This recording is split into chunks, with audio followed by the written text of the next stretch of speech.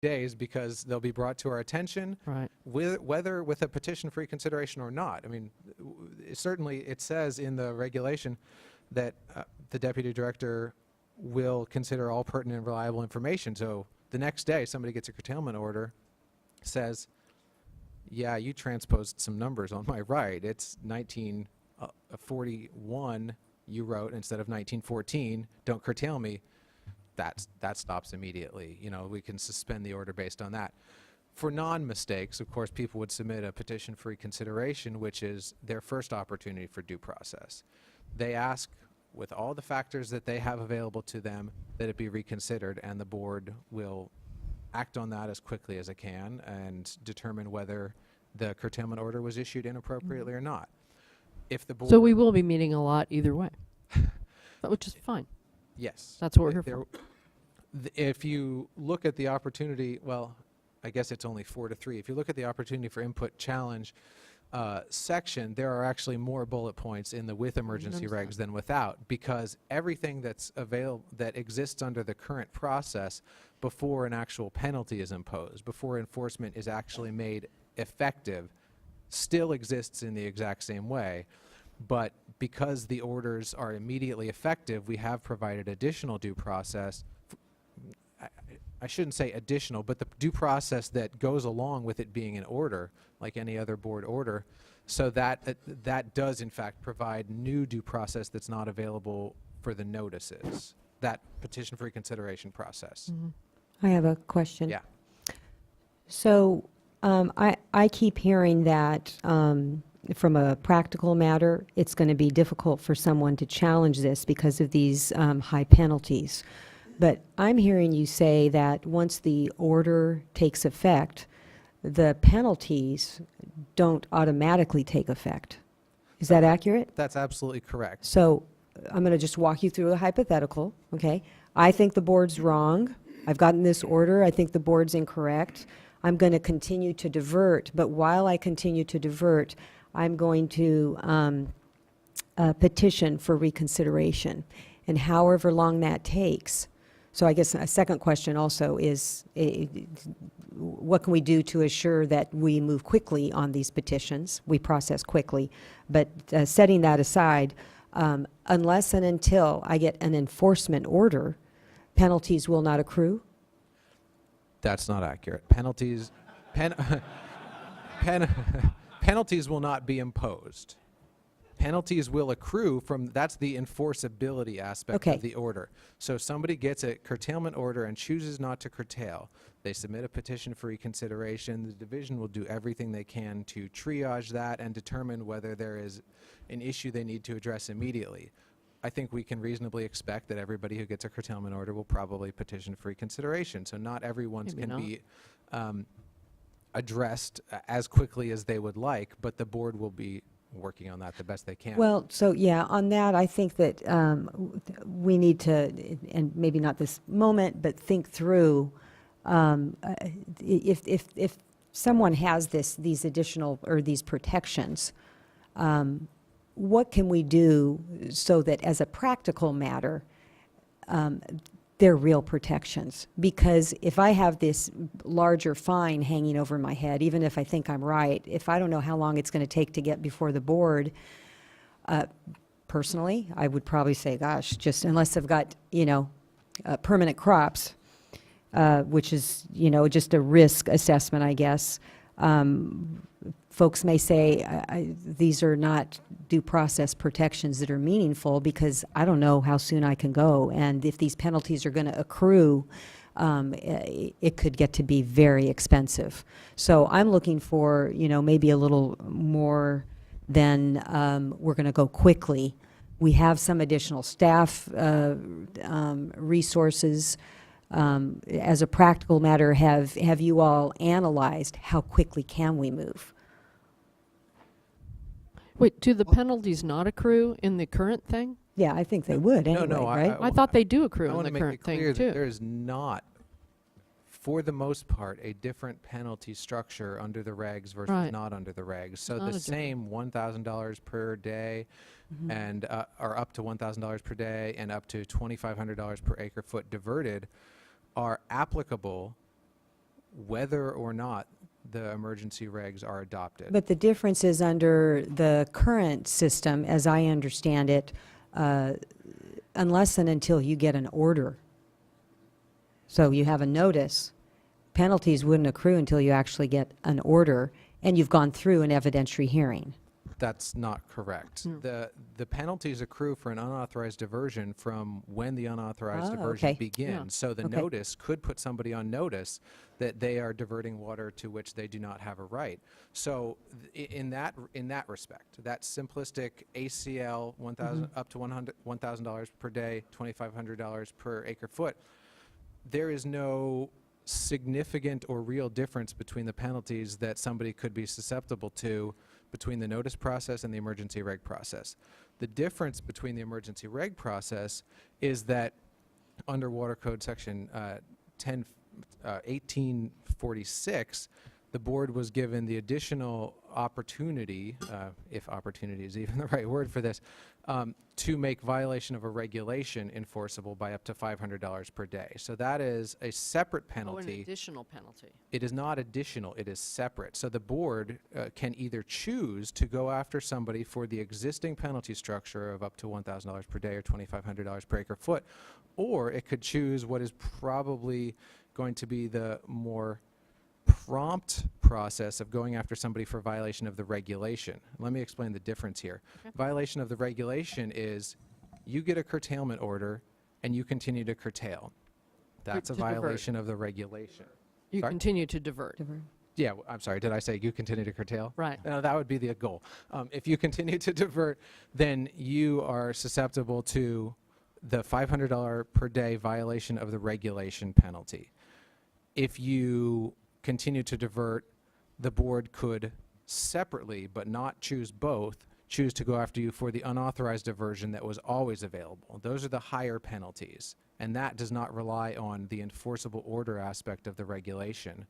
So what the regulation gives you is the opportunity to immediately, through this, I use immediately loosely because it is through the same enforcement process, but people would be on notice that they could be enforced against for the lower penalty figure more quickly because it would be for violation of the regulation, violation of the curtailment order.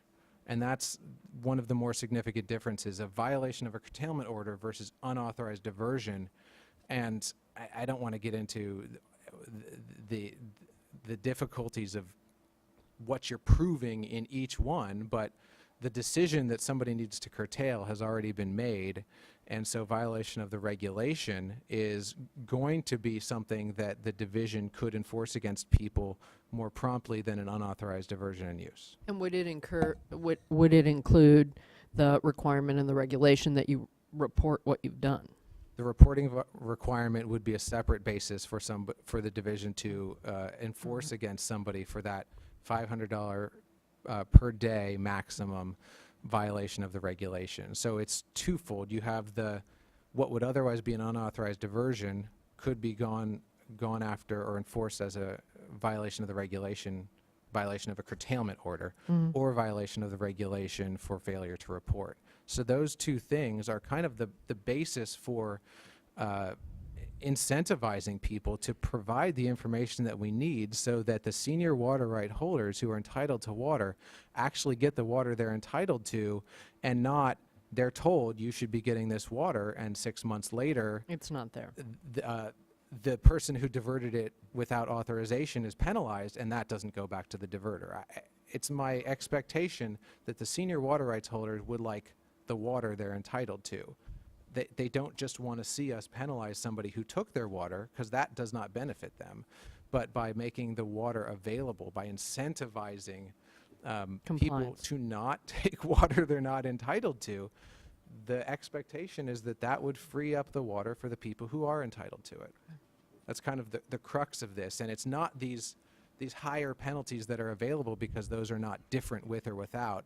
It's these lower penalties that could be imposed more quickly that are intended to incentivize people that this is serious. We're not just telling you there's no water available for you. We're telling you you can't take water that's not available to you. So it's that enforceability that really turns this into a different scenario from what exists right now. I'd like to just punch that point because maybe we went over too quickly. It's also the reporting of information that ties back to what do we know when we're doing the curtailments, and how do we adjust curtailments based on changes that occur and more information. So, Right. In order to make the system work. correct. Right. All right. Do you want, I know we probably have more. I'm very concerned about the court reporter. I'm sorry. I've gone way over what we should be asking him to do. Will you just look at that last slide, and then we'll take a short break? We're and almost then- done. If you want to just finish up, we've only got a couple more, and we Yeah. can breeze through them really Why don't you quickly. quickly, and we may call Yeah. you back for questions, but it also, I think, will be useful to go to the public comment. A lot of people have come. Hopefully this has been helpful. Undoubtedly, there'll be a lot of discussion we're going to want to ask you questions about as people make certain points, so we can have a dialogue here. So please, just finish the last couple slides, and then we'll take a break. And thank you very much. Okay, so then on to the next step. So if the board decides to adopt the resolution today approving the emergency regulations, we would send those over to the Office of Administrative Law for approval. The public then has the opportunity to comment to OAL for 5 calendar days, and then the Office of Administrative Law has up to 10 days to review the regulations. Assuming we would submit the regulations, I think tomorrow, the regs would go into effect on or about July 12th or 13th. And then the regs would be in effect for up to 270 days. So on to the comments. I won't spend a lot of time on these. The comments were due yesterday at noon. We got something under 50 comment letters. I understand there were a few that are coming in late also. And actually, I really won't go through the comments. It's just a list of the comments. We'll post all of the comments have been posted actually that we've received so far, and they're available for the public to review. And that's all for the staff presentation, unless there are further questions. Thank you. There may be more later, as I said, but we will now take a break for about 15 minutes, so we'll reconvene at 11:25. And remember the fire marshal's admonition, go to whichever one has room, and hopefully we'll have an additional space too, somewhere, something out in the hall. Oh, there's room in there. Great. Okay.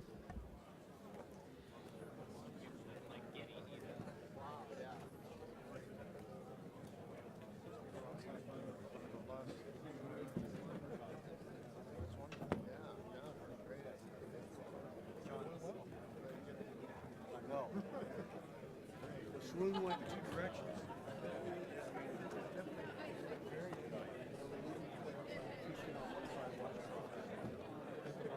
I don't know if I'm gonna be back.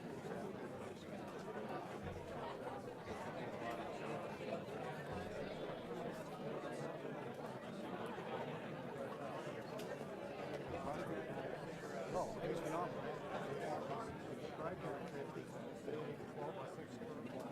I was watching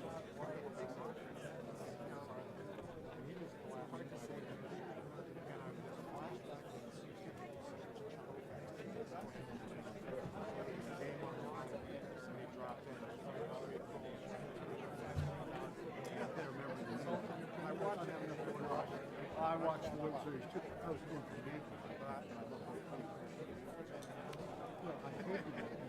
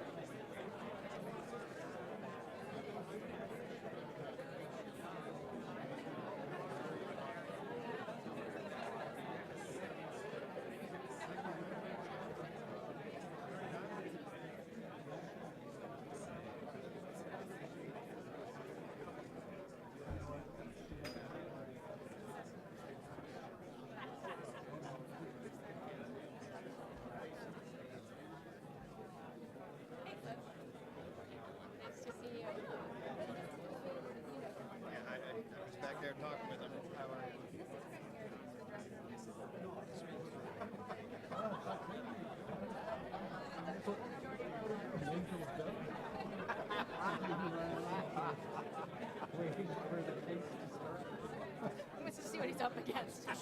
He knows it's coming. Just to hear my client provide substantial evidence, I will.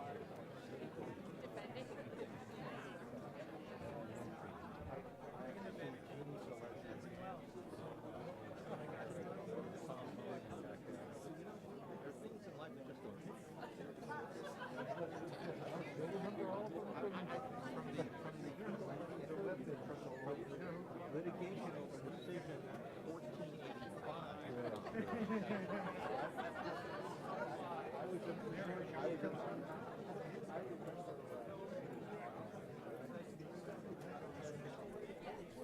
1485 was adopted. Board chair.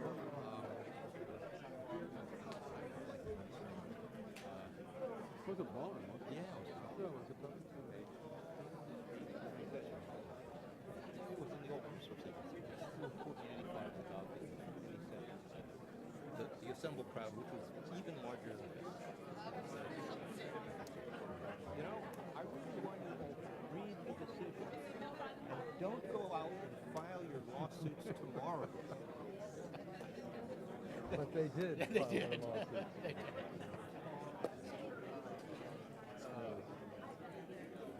The fellow who was talking to Dave, that's Dave. Dave Rhodes. That's Dave Rhodes.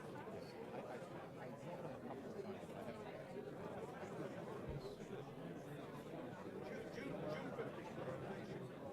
Well, I suspect we'll be seeing more of them. Well, we're trying to put together a drought team in our office to deal with all the drought. Normally our office follows the webcam.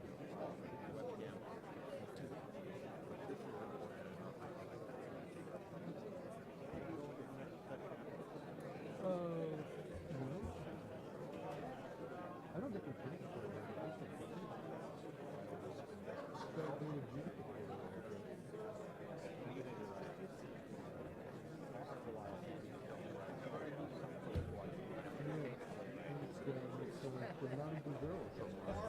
You can take care of yourself.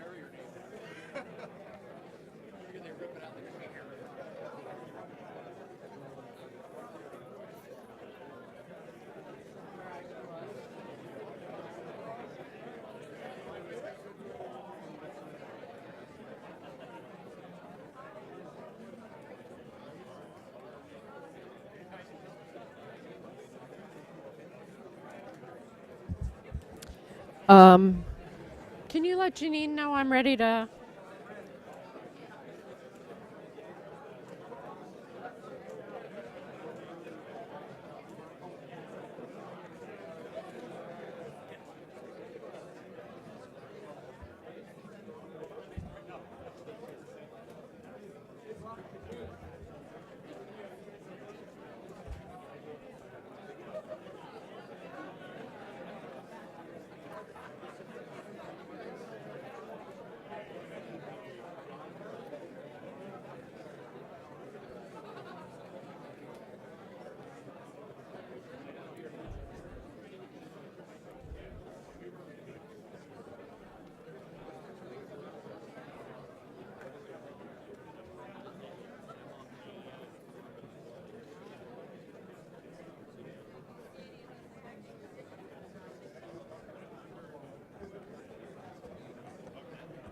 You're gonna laugh.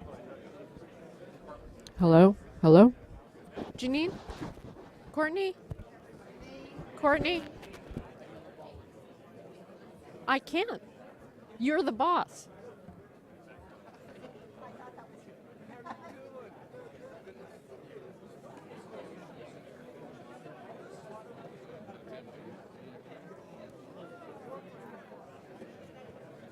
Excuse me. That's exciting. Hey.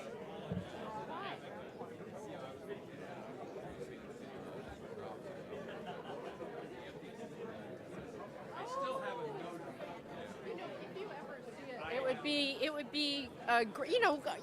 would just be a thing to have, you know.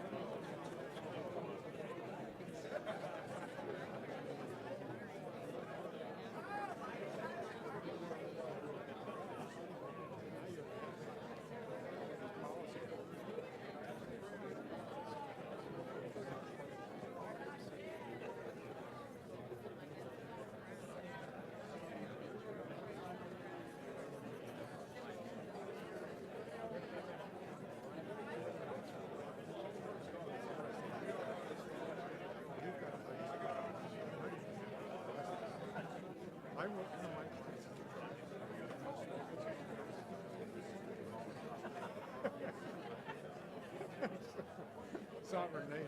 That's what it's Right out of Sierra.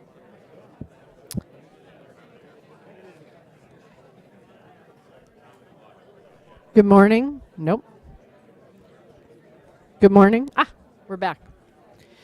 Good morning. A reminder that there's room in the Sierra room. We can't have a lot of people standing in here per the fire marshal. My apologies. So it's like musical chairs. Find an empty seat or look in the other room. And I'm going to try and say the order in which I'm going to take people, a few in advance. So if you are in the other room, you have the ability to come back in here. We very much appreciate your attendance and your interest, your concerns. All right. Great.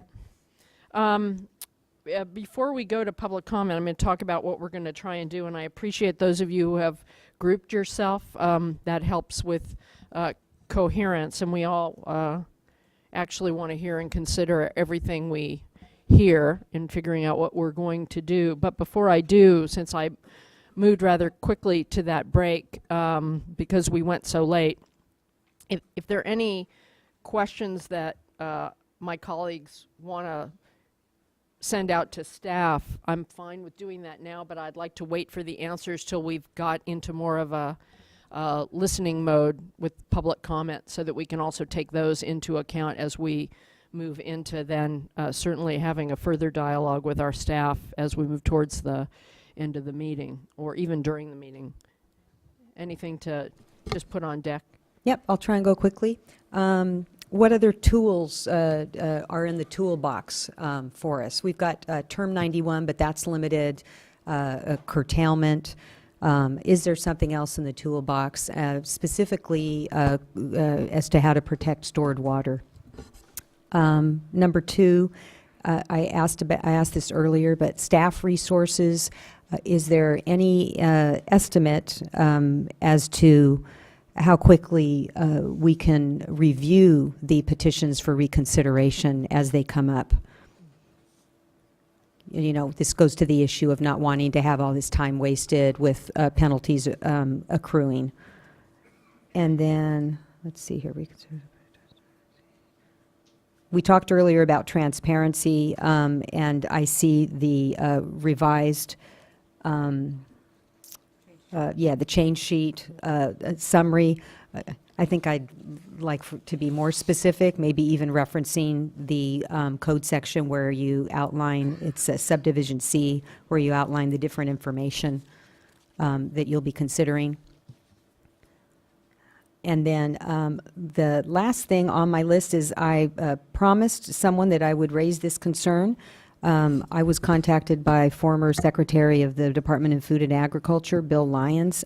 He received a curtailment notice. He complied, and then he had Water Board and Department of Water Resources come out to see if he was complying. And he was very much concerned when he read in the paper that there was quite a high number of non-compliance, and why were we going after those that sent in an order, suggesting that we prioritize individuals that had not responded. And so I contacted staff, Karen Turkovich, and she said that she followed up on that, and that is exactly what we're doing now. So I just thought it was important to get that information out.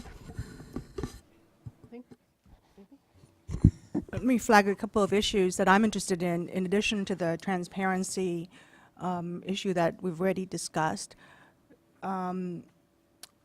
I actually had some very productive and good discussions leading up to today's hearing. Well, some not so good, but a few of them were excellent. And I already mentioned Mr. O'Loughlin. I also had a very good conversation with NACWA, David Guy, and I believe, hopefully, in their presentations today, they'll be making some recommendation with respect to stakeholder involvement. And so that leads me to another issue that I'm very interested in, and that is, you know, you've said several times today, Les, in terms of how complicated it is and how, you know, information we have is the information we have. And so going forward, regardless of whatever action we take today, I think I think we all are interested in improving this process as we go along, both in terms of the data that we receive, but also engaging the folks here in this room and others who do have the information we need in terms of making some kind of concerted effort to improve our database, our information, so that our decision making could be even more sound as we move forward. The other thing that I'll flag that is related to this issue of engaging the folks in this room and others is, at some point, I'd like to hear from staff about potential intermediary steps. You know, should the board adopt the regulations as proposed today, it's delegating quite a tremendous responsibility and authority to the deputy director. And while I have complete faith in the deputy director, the staff, I think it does behoove, I think we do have a responsibility as part of the transparency, as part of engaging all those that will be affected by this decision, to perhaps consider some intermediary steps before the curtailments are actually issued, especially if we're talking about riparian and pre-1914. So I'd like to hear staff's thoughts on that as well.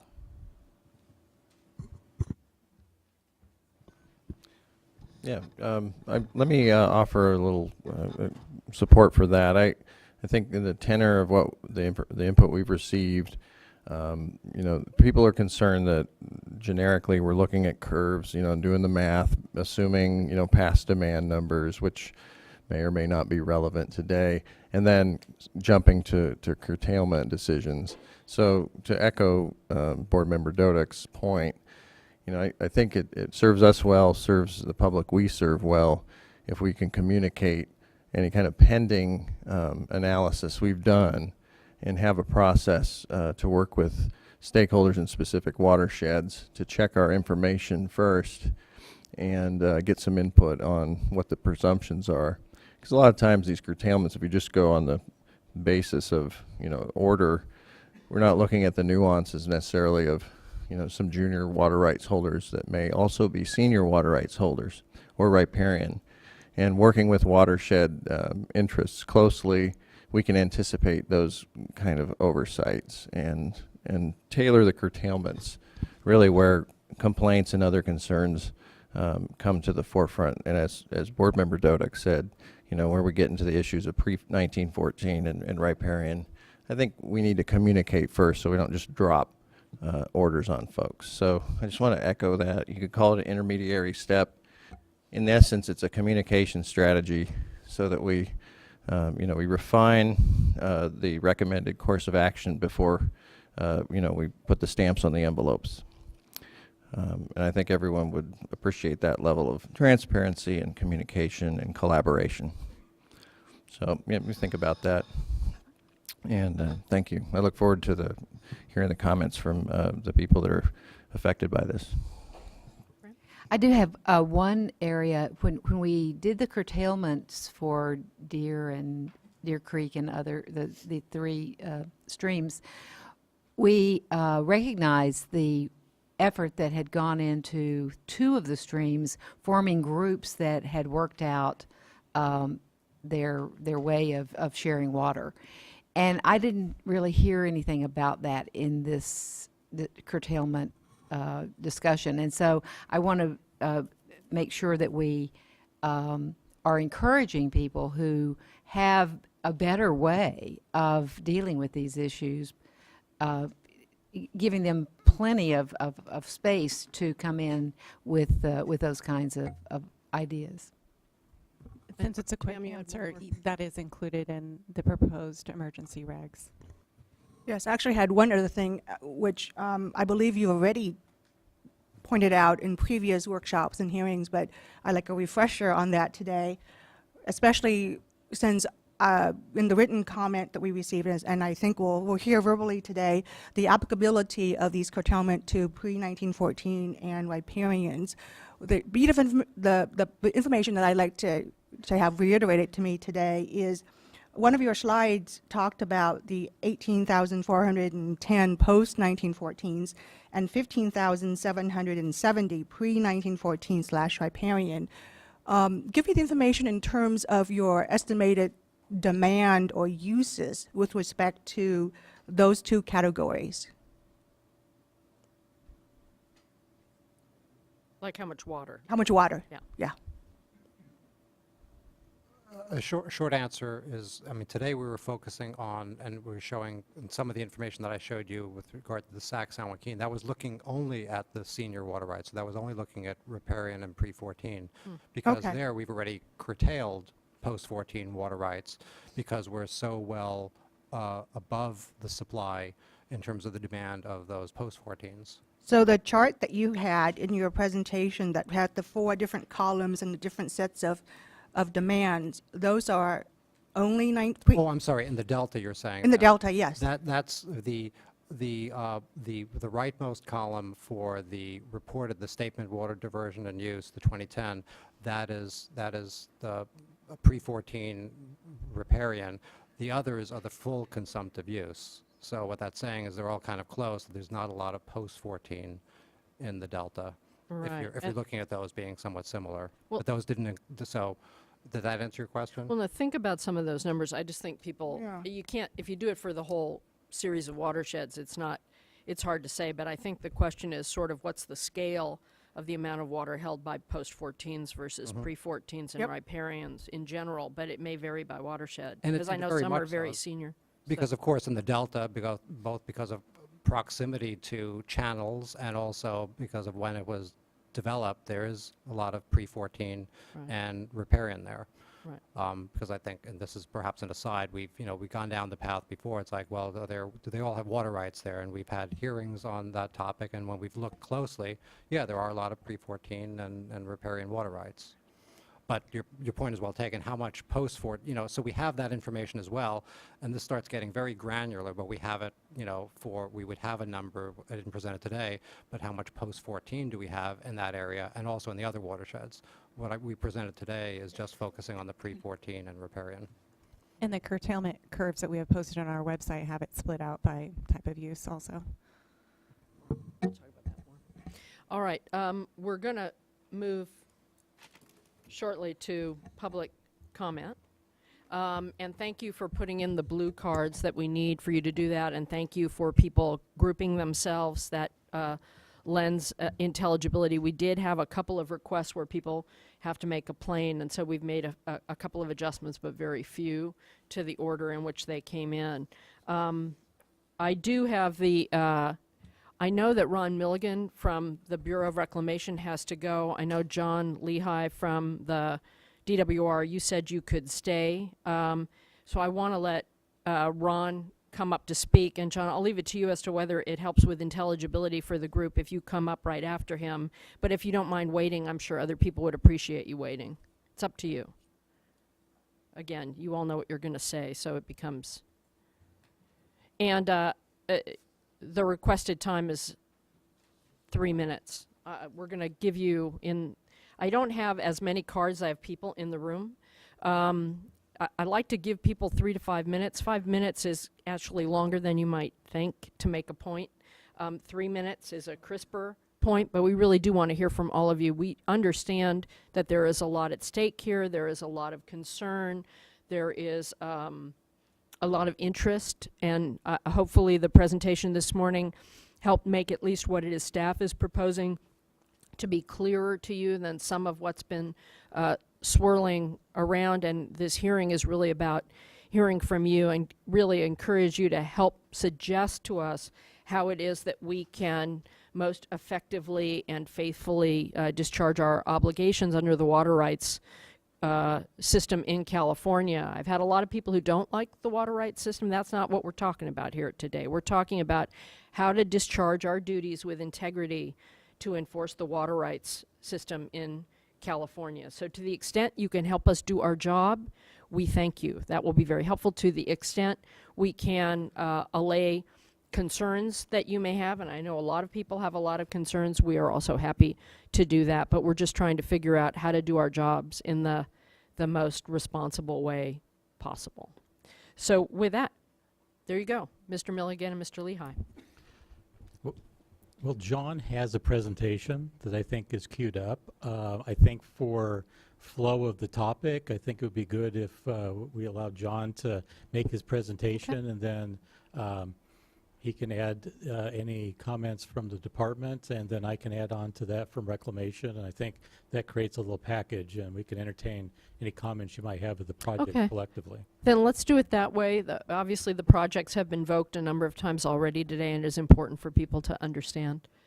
Do you have it?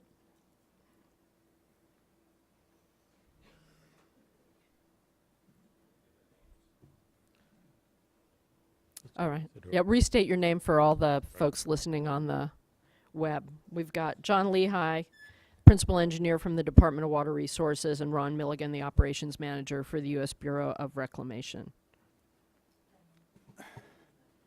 AKA the projects. Yes, thanks. Thank you, Chair Marcus and board members. Thank you for accommodating us here. I think this will be helpful to help the flow, as Ron said. So what I'd like to do, again, this is John Lehigh, representing the Department of Water Resources. I have two parts to what I'd like to present. One, briefly, a couple of slides here, kind of looking at closer to real-time water operations, water balance of the system, I think would be helpful. Question is, conditions are so dry, why is there all this water in the system? And I think this will be helpful to explain that. And then I'd also like to follow up then with a more of a policy statement from the department afterwards. So I'll start with the more technical information as shown on the slide in front of you, which represents, as I said, more real-time information as far as the water balance in the system. We've got two stacked bars there showing first on the left, essentially the demands in the system currently, exports, delta outflow, other in-basin uses. And the stacked bar just to the right of that is the source that is for those uses, which you can see full natural flow in the light blue. So, and then project storage is above that. So we have full natural flow. Of course, some of that is being impaired, but some of that is coming into the project reservoirs upstream. There are some additions of the full natural flow downstream of the reservoirs as they enter into the system. But what you can clearly see here is that the full natural flow is clearly insufficient to meet all of the in-basin uses that are occurring at the current time. So that's been augmented by releases from project storage, and if you recall, this is storage that the projects diverted to storage the natural flows back in the 2 good months that we had this year, back in February and March, which were above average. So this is really fundamental to how the system works. It's fundamental that the projects are able to store that water in the spring in order to provide all of these project benefits and salinity control, storage for settlement contracts, what have you, when it comes to the summertime. So that's of course the fundamental piece to the system. And of course this same project storage would be relied upon next year in the event that we continue to see dry conditions following into 2015. So this is next slide here is showing how this has kind of changed over time, how that project storage starting 1st of May through the month of May and then through the month of June here. You can see the dark line is those storage withdrawals from Shasta, Oroville, Folsom. And you can see some of the purposes of that storage was to meet the minimum critical needs at the exports.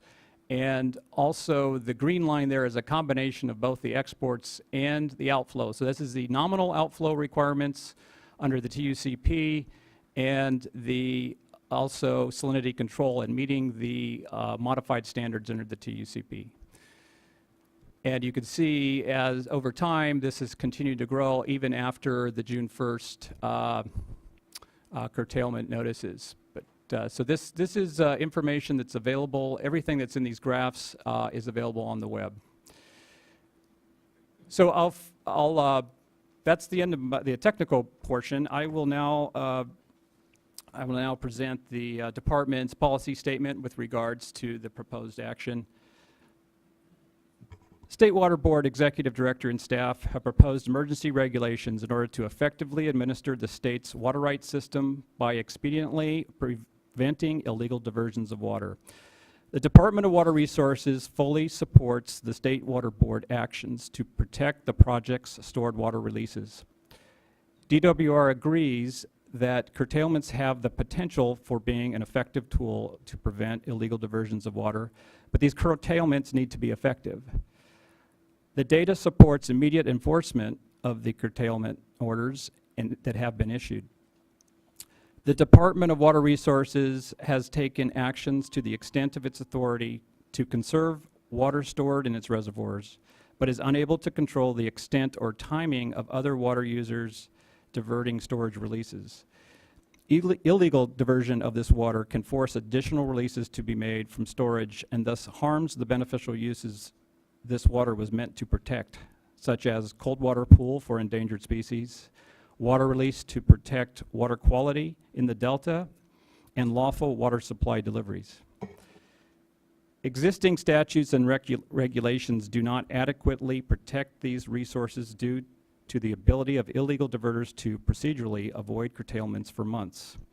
As proposed, emergency regulations can help correct this shortcoming and provide the State Water Board additional tools necessary to effectively manage the drought and to protect the integrity of the water rights priority system. So that concludes the statement from the Department of Water Resources. Yes, my name is Ron Milligan. I'm with the Bureau of Reclamation. I'm the operations manager for the CVP. John, would you go back one slide just for a moment? One thing I'd add to John's discussion about the release of stored water, some of this water is not only water we stored over the winter and into the spring, but actually some of this water that's been in storage for a longer period than that, previous years. If I take as a more extreme example, some of our releases of stored water at New Maloney's has probably been water that we stored back in 2011. It's the last time we had a good year. So I think that I speak for any of the reservoir operators in the system who've developed water through storage for supply that we encourage the board to protect the release of that stored water through the system in a period of time like this for it to get to its intended use. Now, obviously, in the case of the CVP and the State Water Project, that's a lot longer haul than it may be for some of our colleagues within, let's say, Yuba County or in the San Joaquin River Basin. But nonetheless,